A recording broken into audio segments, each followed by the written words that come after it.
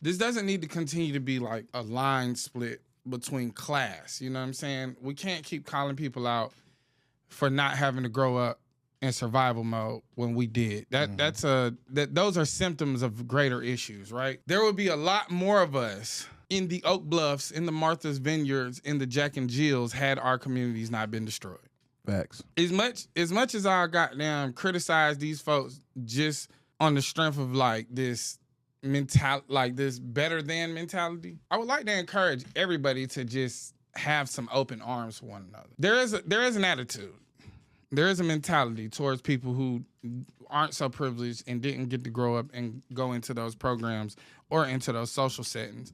And that attitude is carried out both ways. There's a black card revocation that go on in lower income communities where if you ain't grow up over here, then you're not truly black enough. And then there's a looking down upon about people that didn't grow up with a certain prosperity, didn't grow up as prosperous. There needs to be a conversation to understand that, like, we're not against each other and we shouldn't be against each other.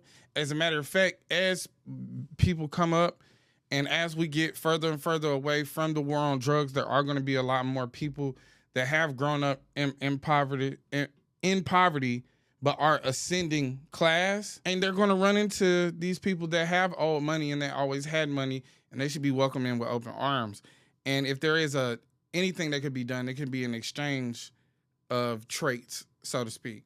Like, I shouldn't have to fully assimilate into whatever it is that you grew up on, and you're definitely not going to assimilate to what I grew up on, but there can be some exchange of culture and experience that can strengthen both. And I think that the Smith kids are like a great example of like publicly what black kids look like when they don't grow up in survival mode.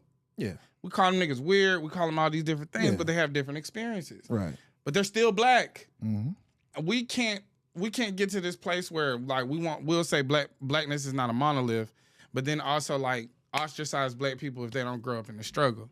The struggle is the thing that connected us, a lot of us. Mm-hmm. That struggle was not self-imposed. It wasn't our idea to flood our neighborhoods with crack. It also wasn't our idea to burn down all of our prominent black neighborhoods. A lot more of us would be experiencing the D9, the Jack and Jill, the Oak Bluff experience had they not destroyed our community. It's important for us to see every side of us in this country, and that black money is a often quiet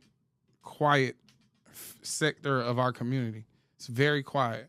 It's not something that's showcased. Black luxury is not showcased in this country because they don't really want you to know it exists.